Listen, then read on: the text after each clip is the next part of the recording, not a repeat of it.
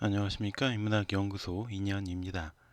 이번 시간에는 라이벌 대 라이벌 그 네 번째 장제스와 마오쩌둥에 대한 이야기를 해보려고 합니다. 4. 중국 대륙을 두고 벌어진 국공내전의 주인공 장제스와 마오쩌둥. 1. 중화민국 대만의 아버지 장제스, 장개석, 장중정 등으로도 불리는 장제스는 꽤 오랫동안 무능한 독재자로 묘사되고는 했습니다. 하지만 근래에 들어서면서는 그에 대한 평가가 꽤 긍정적으로 바뀌었다라는 것도 알 수 있죠. 1887년 중국 저장성 평화현에서 장제스가 태어났을 때 중국은 그야말로 혼돈의 도가니였습니다. 아편전쟁으로 덩치만 커다란 호구라는 사실을 입증했던 청나라는 끊임없이 외세에게 침략을 당했고요. 개혁을 주도했던 순원과 청황씨를 무력으로 몰아내고 정권을 잡은 위안스키 역시 지도력을 갖추지 못한 상태였기 때문에 각 지방의 군벌들이 난립한 상태였던 거죠. 장제스의 아버지 장조총은 태평천국에 난 당시에 빈털터리가 되었지만 빠르게 가세를 바로잡은 능력 있는 가장이었습니다. 그러나 1894년 아버지가 돌아가시자 장제스의 삼촌들은 유산을 차지하고 장제스 모자를 내쫓아 버립니다. 그럼에도 그녀의 어머니는 이남 이녀의 자녀들을 최선을 다해서 키워냈고요. 덕분에 장제스는 6살 때부터 16살 때까지 고전 교육을 받았고 17살 이후에는 서양식 학문을 익히기로 결심하고 잠시 근대식 고등학교에 다니다가 1907년에 일본에 가서 도쿄의 진무학교에도 입학을 합니다. 그리고 이때 순원의 사상인 삼민주의, 그러니까 민족, 민권, 민생을 위한다라는 그 삼민주의를 접하게 되었고 깊은 감명을 받게 되었죠. 그리고 당시의 순원과 마찬가지로 개혁을 위한 구체적인 방법으로 일본을 배우자라는 생각을 갖게 됐습니다. 1910년 진무학교를 졸업하고 사관학교 진학이 당장에 이루어지지 않자 다카다 포병 연대로 들어가서 사병으로서 1년 동안 복무를 했고요. 1911년 신해혁명이 일어나면서 중국으로 귀국을 합니다. 같은 저장성 출신이었던 중국 동맹회의 간부였던 천치메이를 도와서 항저우 봉기의 결사대를 지휘해서 이공으로 2사단, 5사단의 대장이 되기도 했고요. 큰 공은 세우지 못했지만 대신 황진룽, 두회성, 장소린, 장러제, 다이지타오, 천거프, 천리프 등 당시 암흑가의 어떤 대부들과 국민당의 원로 등에게 등을 이 실세라고 할 수 있는 그런 인물들을 소개받게 되었죠. 1915년 위안스카이가 중화제국의 황제가 되려고 하자 천치메이와 함께 호국 전쟁에 투신해서 위안스카이 타도에 나서기도 했지만 천치메이가 위안스카이가 보낸 자객에게 암살을 당하면서 좌절에 빠지게 됩니다.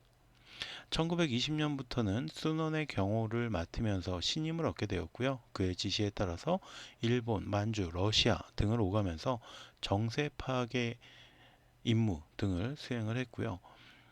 국민당 군사 부분의 지도자로 점차 자리를 잡아가게 되었죠. 특히 1924년 순원은 그에게 황푸 군관학교를 세워서 혁명을 추진할 군사 간부들을 양성하라는 명령을 내렸는데 이때 약 2년 만에 5천여 명의 교육생들을 배출해냈고 이들 중 상당수를 국민당과 자신에게 충성하는 사람으로 만들면서 향후 중국의 주도권을 잡을 기반을 만들어내기도 했습니다. 그러나 국민당 안에서 소련의 원조를 받아야 된다라는 좌우 합작 노선이 대두되면서 이에 크게 반발을 했고요. 이 문제로 순원과 직접적으로 부딪히기도 했다고 합니다. 그러다가 순원이 사망한 뒤에 무력을 앞세워서 국민당의 2인자였던 왕징웨이와 좌익 세력들을 밀어내고 국민당의 1인자 자리에 앉게 됩니다. 그러나 공산당과의 국공합작 자체를 파기하지는 않습니다. 이후 장제스는 북벌을 추진하게 되는데 군벌에 의해 분열된 중국을 하나로 통일한다라는 명분을 내세워서 1차로 양쯔강 이남을 점령했고요. 이후 국공합작을 깨뜨리고 상하이에서 공산당을 대거 숙청해버립니다. 이후 2차로 베이징을 차지하고 있었던 장쩌린을 밀어내면서 중국 내의 군벌 세력을 통합하는 데 성공했죠. 그러나 얼마 뒤에 군벌을 몰아내는 데에 힘을 실어 주었던 옌시산과 펑위샹 등이 반란을 일으키면서 1930년 중원 대전이 벌어졌고 이들을 진압하자마자 공산당 토벌전을 또다시 감행하게 됩니다. 이 중화인민공화국 중국의 마오쩌둥은 장제스보다 6년 뒤인 1893년 후난성 샹타현에서 태어났다고 해요. 그의 부모는 농민이었지만 꽤 부유한 농민이었고 그래서 우리가 이른바 이야기하는 대지주에 해당하는 편이었습니다. 아버지를 도와서 농사일과 공부를 병행했던 마오쩌둥은 1911년 10월 신해혁명이 일어나자 혁명군에 입대를 했다가 1912년에 제대를 했고 제1중학에 입학을 했으며 다시 제1사범학교에 입학을 합니다. 이때 학교에서 영국에 유학을 하고 나서 돌아옵니다. 그리고 중국의 봉건사상 비판에 힘썼던 교사 양창재를 만나면서 많은 영향을 받게 되는데 1918년 학교를 졸업한 뒤 베이징으로 가서 양창재의 소개로 베이징 대학 도서관의 주임 이대소의 조교로 일하면서 수업을 첨가하게 됩니다. 자, 그러니까 영국에 갔다가 이제 어떤 영국 사상에 물들었던 양창재 그러면서 중국의 봉건 사상을 비판하던 양창재를 만나서 어떻게 보면 그의 후계자 뭐 제자 같은 역할을 하게 된 거죠. 그리고 그때부터 비밀 학생 단체들과 접촉을 하면서 무정부주의에 관한 책을 많이 읽으면서 그의 사상은 마르크스주의로 기울게 됩니다. 1920년 고향으로 돌아온 마오쩌둥은 사망한 아버지의 재산들을 물려받았고 창사 제1사범학교의 부속 소학교 교장으로 활동하며 재산을 추적합니다.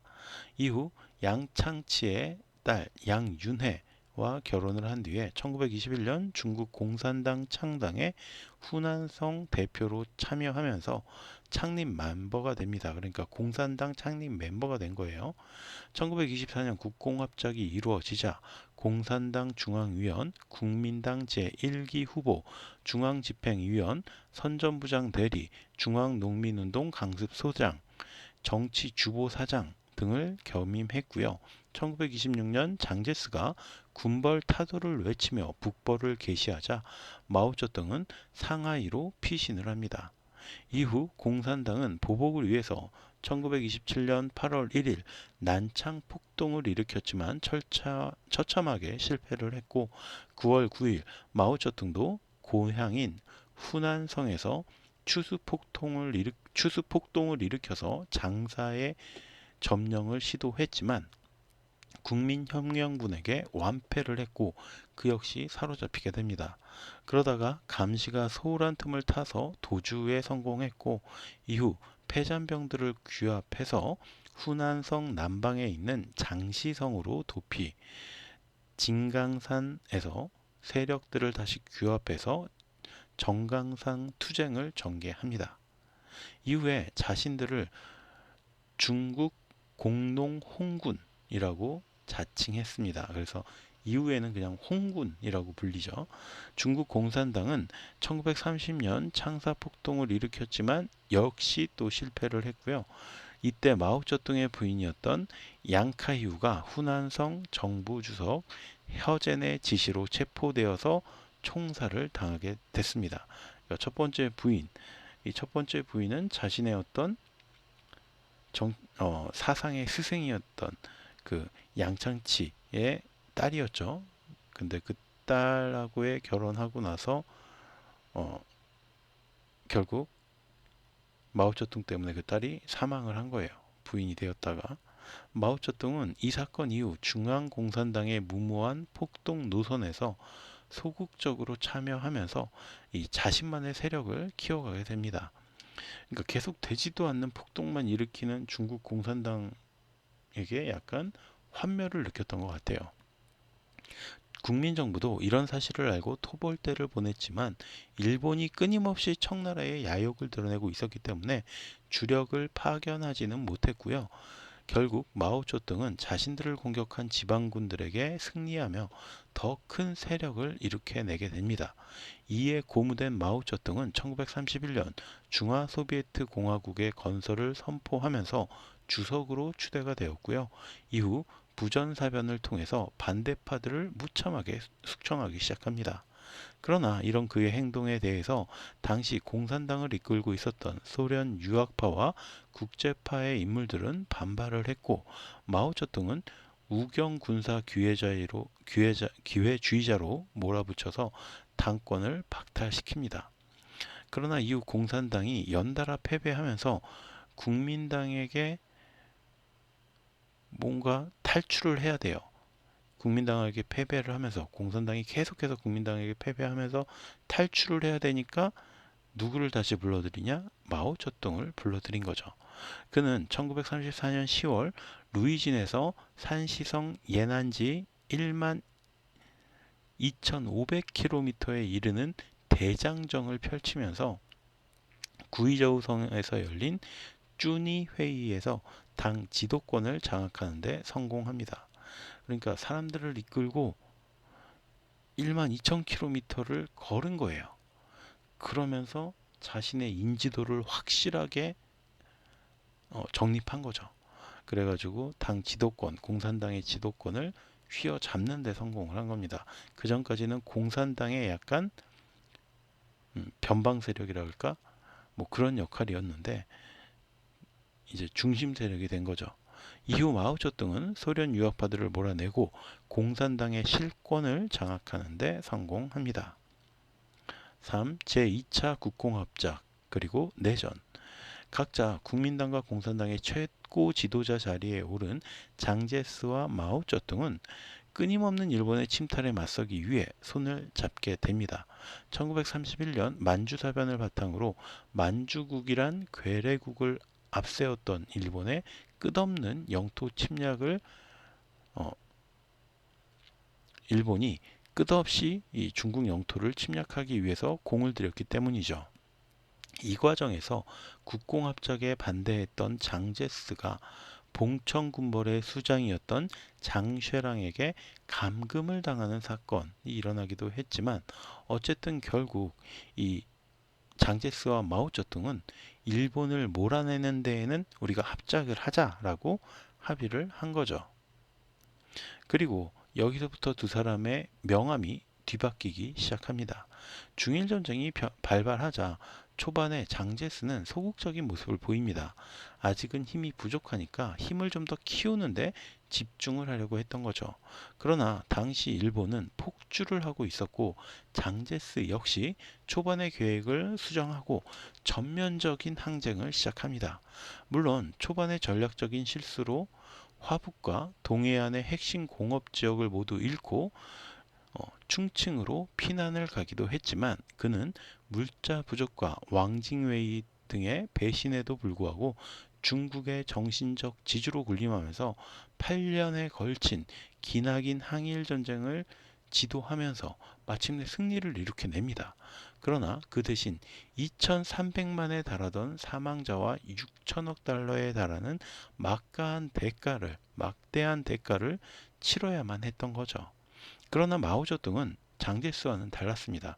중일전쟁이 벌어지자마자 마오쩌둥은 자신의 홍군을 국민혁명 제8로군으로 개편을 하면서 일본군에 대항하는 행동을 보여요. 그러나 그는 세력 확장에 이하를 반장제스에 일하를 항일에 쓰라고 지시를 하면서 일본군과의 교전을 극도로 회피하고 도리어 국민당의 유격대와 NC산을 비롯한 화북 지역의 국민당군을 괴롭히며 세력 확장에 골몰을 했습니다. 자, 이렇게 되니까 중일 전쟁 시작 당시에는 4만 명에 불과했던 공산당이 전쟁이 끝날 무렵에는 120만 명으로 불어났던 겁니다. 실제로 일본 역시 장제스의 국민당은 적으로 인식을 했지만 마오쩌둥의 공산당은 그냥 비정무리쯤으로 인식을 했다고 해요. 그러니까 완벽하게 자신의 힘은 꼽을 쳐 놓고 기회를 보고 있었던 거죠. 당연하게도 원래 공산당을 싫어하던 장제스의 입장에서 공산당에게 뒤통수를 맞은 격이었으니까 마오쩌둥을 두고 볼 수는 없었죠. 분명히 합작해서 우리 같이 힘을 모아서 일본을 막아내자라고 했는데 알고 보니까 자기 뒤통수만 친 거예요. 일본이 패망을 하면서 여유가 생긴 장제스는 미군의 육군참모총장이었던 마셜 장군의 강압적인 만류에도 불구하고 국공내전을 일으키고 만주로 진격을 합니다. 그러자 이에 분노한 마셜과 트루먼은 장제스가 진군을 멈추지 않으면 중국에 제공하기로 약속했던 5억 달러의 차관을 주지 않겠다라고 위협을 했고요. 결국 장제스는 그들의 협박에 굴복할 수밖에 없었죠. 돈을 무기로 휘두른 거죠, 미국이. 1946년 6월 7일 장제스는 국민당군의 진격을 잠깐 멈춰 세웁니다. 그리고 그것이 가장 그의 치명적인 실수가 됩니다. 병력을 지나치게 확산시키면서 진군하던 국민당군은 진격이 멈추자 곧장 뭉쳐 있었던 공산당군의 역습에 무너져 버립니다. 애초에 일본과의 전쟁으로 입은 피해도 다 회복하지 못하고 있던 상태의 국민당군은 소련의 무기를 불화받고 세력을 키워오던 공산당의 역습을 받으며 한순간에 붕괴했고요. 이에 놀란 국민당 지도부는 장제스를 강제로 실각시키고 리중런을 대표로 내세워 공산당과 재협상을 시도하지만 공산당은 이것을 받아들이지 않습니다. 왜? 이미 우리가 이길 게 뻔해 보이거든요. 결국 장강을 넘어온 마오쩌둥의 공산당은 난징과 상하이 등 주요 도시를 쉽게 점령했고요. 국민당 정부는 광저우로 피신했다가 충칭으로 다시 청두로 밀려나고 12월 7일 결국 타이베이로 넘어가게 됩니다. 이후 두 사람의 길고 길었던 대립은 마오쩌둥의 중국 통일로 마무리가 되었고 장제스는 1950년 3월 타이완의 총독에 오르며 본토 수복을 다짐했지만 끝내 꿈을 이루지 못하고 1975년 사망하고야 맙니다. 이처럼 외세에 맞서서 중국을 지켜나려고 했던 두 사람 중에 한 명은 중국 본토를 공산주의로 물들이며 승리를 했고요. 다른 한 명은 대만으로 밀려나 그곳에서 철권 통치를 하다가 영광의 순간을 안타까워하다가 잠이 들고야 말았습니다. 자, 오늘 이야기는 여기서 마치도록 하고요. 저는 다음 시간에 또 다른 이야기로 찾아뵙도록 하겠습니다. 오늘 제가 여러분께 들려드린 이야기가 여러분의 흥미와 호기심을 조금이라도 만족시켜 드렸다면 구독과 좋아요도 부탁드리겠습니다. 감사합니다.